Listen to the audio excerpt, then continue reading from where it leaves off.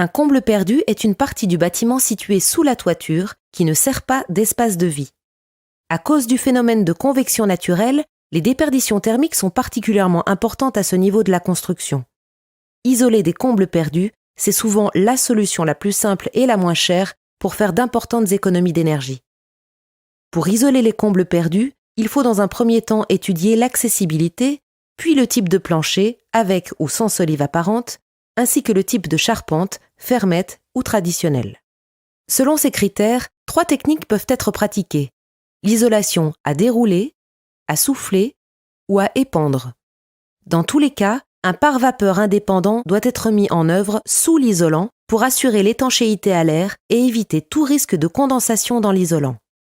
L'isolation à dérouler est particulièrement adaptée pour les combles avec une bonne accessibilité, composée d'un plancher sans solive apparente et d'une charpente traditionnelle. Pour atteindre de fortes épaisseurs, l'isolation peut être composée de plusieurs couches. Dans ce cas, la seconde couche doit être disposée perpendiculairement à la première. Le soufflage est à préférer pour les planchers avec solive apparente, dont l'accessibilité est difficile. Cette technique convient aussi bien en présence d'une charpente traditionnelle qu'en présence d'une charpente fermette. L'épandage est une technique manuelle qui répond aux mêmes contraintes que le soufflage, mais nécessite une seule personne qui devra porter les sacs jusqu'au comble afin d'épandre l'isolant à l'aide d'un râteau.